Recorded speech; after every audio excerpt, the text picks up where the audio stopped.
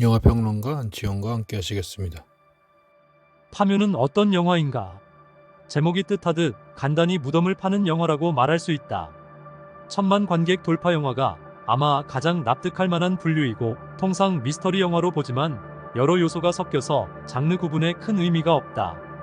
가장 확실한 설명은 천만이란 숫자가 웅변하듯 상업 영화이다. 일각에서 매도하듯 일종의 사회적 장르로 좌파 영화에 해당할까? 전혀 아니다. 좌우 구분의 기본 상식이 있다면 이 영화를 좌파라고 부르는 게 얼마나 어처구니가 없는지 알 것이다. 물론 남북분단이라는 특수 상황에 한국 정치 지형이 좌우 구분을 혼란스럽게 만들긴 했지만, 그래도 일본 제국주의의 조선 통치의 흔적과 친일파의 행적을 소재로 삼은 영화에서 좌파라는 단어를 연상하긴 힘들다.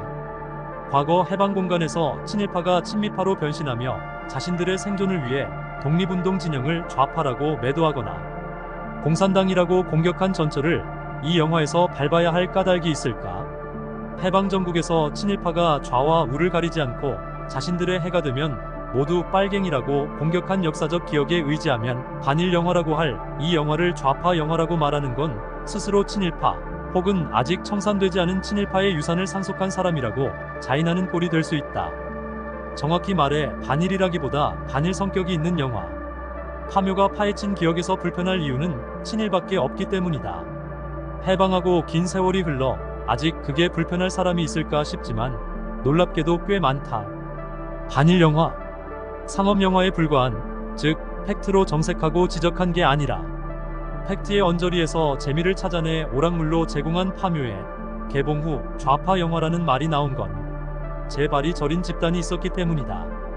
대한민국에 반일이 불편한 세력이 있다는 건 의외다. 여기서 반일은 좁은 의미의 반일이다. 즉 일제의 조선 침략과 식민 지배는 어떠한 단서를 허용하지 않고 잘못된 사건이기에 그 사건에 국한한 반일이다. 일본 제국주의의 식민 통치를 떠나서라면 일본은 좋은 우방이어야 하지만 과거사와 관련해선 비타협적 반일이어야 한다. 그 반일은 일본에 대한 것이기도 하지만 우리 내부로도 향한다. 잘못은 잘못이다. 잘못을 넘어가 줄 수는 있지만 잘못을 잘못이 아니라고 우길 수는 없다.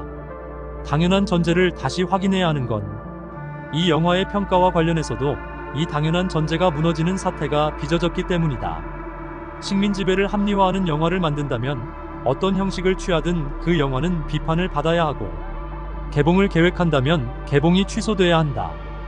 반면 식민 지배를 비판하는 영화를 만드는 건 언제나 얼마든지 가능하다. 평가는 오직 관객이 할 뿐이다. 파묘는 관객의 평가에서 살아남았다. 일제의 식민 지배와 일제 치하 조선인의 친일을 묘지라는 공통분모로 묶어서 공포영화로 만들었을 뿐, 사실 대놓고 반일 영화라고 할 수도 없다. 소재는 소재이다. 이 영화는 연결된 듯 연결되지 않은 듯 두 개의 파묘를 다루며 두 파묘를 하나로 꿰는다.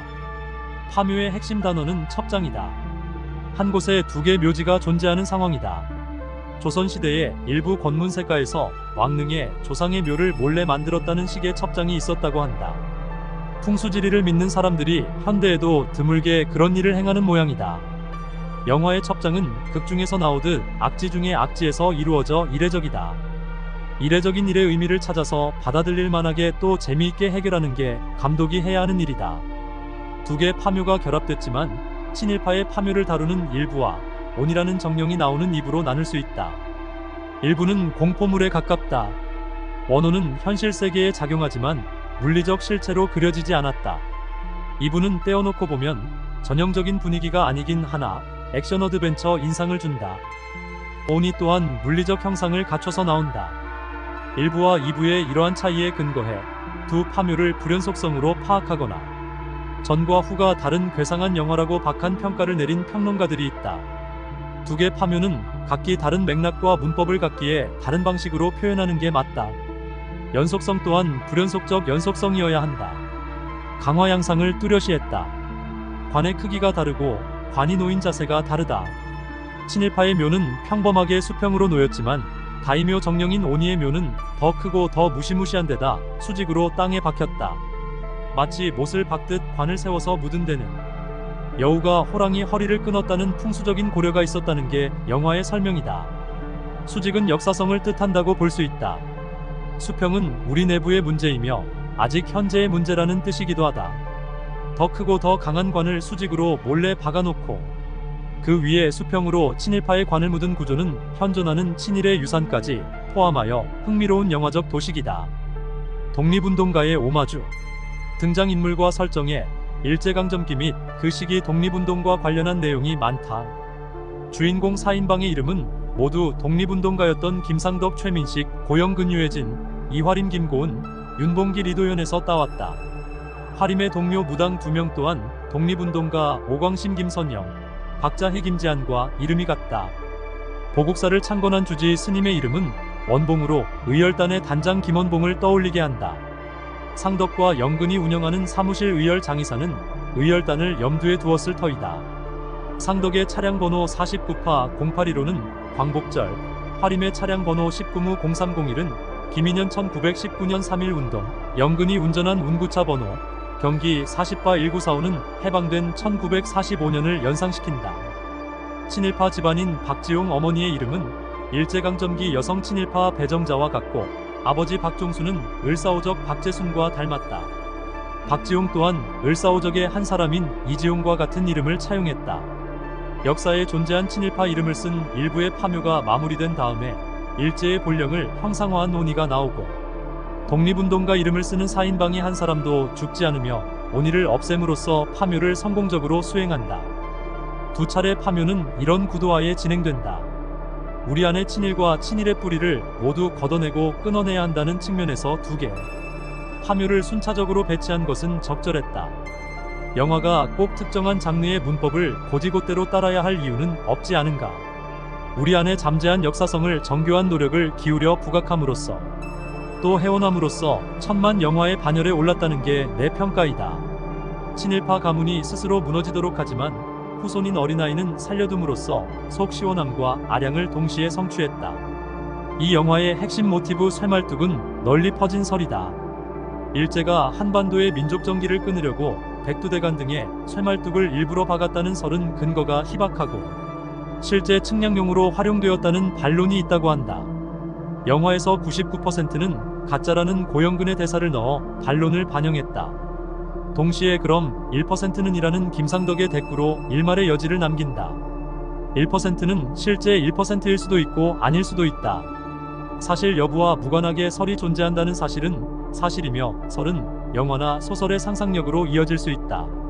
설 자체가 없어도 예술에서는 가공의 설로 어떤 형상화를 가능케 할 수 있다. 관객 사이에 널리 인식된 설의 활용은 흥행에 큰 도움이 되었을 것이다. 정치적 의도. 화내야 할 건 친일파의 무덤이 아니라 우리 안의 일본 트라우마라며 어느 일간지에서 파묘를 한심하다는 듯 깎아내렸다. 우리 안의 일본 트라우마의 본질이 친일파가 아닐까? 지금 대한민국을 불편하게 만드는 건 일본 제국주의의 지배의 직접적 흔적보다 제국주의에 빌붙은 친일파의 온전과 그 트라우마이다. 쇠말뚝 음모론을 재탕해서 진부하다는 소재 측면의 비판은 부적절하다. 소재 자체는 참신하든 진부하든 전혀 상관없다. 어떻게 만드느냐가 중요하다. 참신하게 만든 영화와 진부하게 만든 영화가 있을 뿐이다. 이 영화에 특정한 정치적 의도가 개입했는가? 당연히 그렇다. 그렇다면 특정한 정치적 의도가 들어간 영화는 나쁜 영화인가? 사악한 것이 아닌 한 의도는 마찬가지로 중요하지 않다. 정치적 의도에서 정치적은 언제든 소재가 될 수 있다. 의도를 담아서 만든 애매한 분류로 정치 영화라는 게 있다고 해도 잘 만들었으면 영화고 못 만들었으면 선전물이다. 따라서 감독이나 제작진의 의도가 중요하지 않다. 완성도 높은 영화를 만들어냈다면 그 안에 태산만 한 의도를 우겨넣어도 무방하다. 단 영화의 결과물이 명백히 역사나 현실을 왜곡했거나 특정한 혐오를 조장했다면 그땐 따져보아야 한다. 이러한 상황에선 학문적인 검증과 공론장의 토론, 필요하다면 제도적 여과가 있어야겠지만 관객의 판단을 받는 게 비교적 타당한 해법이지 싶다. 장재현 감독은 이쪽에선 꼰대라고 하고 저쪽에선 발랑 까졌다고 하는 구세대와 신세대가 힘을 합쳐 우리 땅의 상처와 트라우마를 개운하게 뽑아내는 이야기라고 말했다. 친일파의 잔당이 집요하게 역사전쟁을 들고 나오는 마당에 올바르게 친일의 트라우마를 뽑아내는 노력은 환영받아야 한다.